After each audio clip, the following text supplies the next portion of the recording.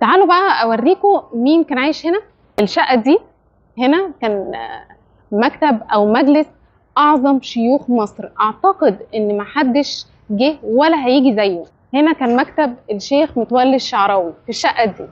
تعالوا ندخل من جوه ونتكلم، يلا بينا.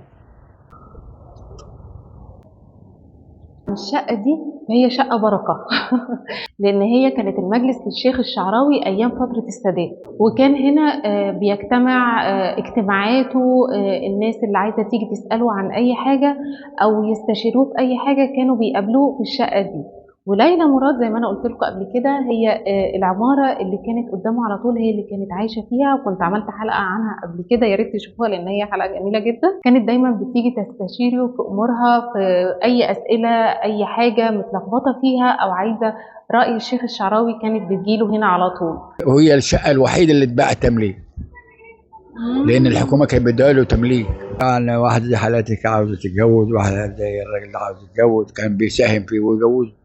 والله كان بيقولوا بالقماش ديت، بيقولوا من بره الله اعلم، بيقولوا هو بيشتريها الله اعلم. فكان بيجي هنا يحط في المخزن تحت، قطع قماش، قطعوا القماش حتت يعني تلاتات. الراجل بيلبس جلابيه 3 متر، العرض عرضين، وقماش من احسن قماش. لغايه دلوقتي الناس لابسين قماش، والله العظيم القماش ما بيدوبش والله.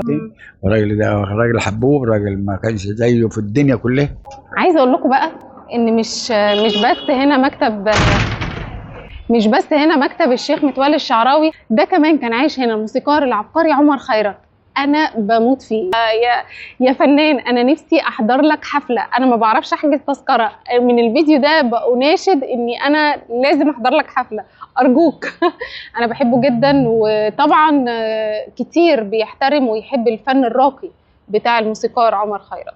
كان عايش في العماره دي مع عمه هو اللي كان ملك الشقه، وكان عايش فيها، ولما توفى عاش هو فيها. بس الشقة بتاعته كانت من مدخل تاني، بس مش من المدخل ده، لأن العمارة هنا ليها كذا مدخل، تقريبا 3 أو 4 مداخل، مش فاكرة بالتحديد، ولكن هو الشقة بتاعته كانت في مدخل تاني. وكمان الدكتور صوفي أبو طالب كان ساكن هنا، وده تولى منصب رئيس الجمهورية لمدة 8 أيام بس، وده لأنه كان رئيس مجلس الشعب. وبعد اغتيال الرئيس محمد أنور السادات سنة 1981 المفروض أن رئيس مجلس الشعب هو اللي يتولى رئاسة الجمهورية لحد ما يتم الاستفتاء الشعبي على الرئيس الجديد. فتولى صوفي أبو طالب رئاسة الجمهورية يوم 6 أكتوبر لحد يوم 14 أكتوبر سنة 1981. العمارة دي عمارة شيوكار في جاردن سيتي، ولو ما شفتش الفيديو اللي فات انصحك تشوفه، لأن قلت هنا تصور أفلام إيه، وكمان قلت مين شيوكار وحكاية العمارة إيه. وبس كده، توتة خلصت الحدوته دي. كانت حلقتنا النهارده، اكيد انا شطوره وانبسطتوا من الفيديو،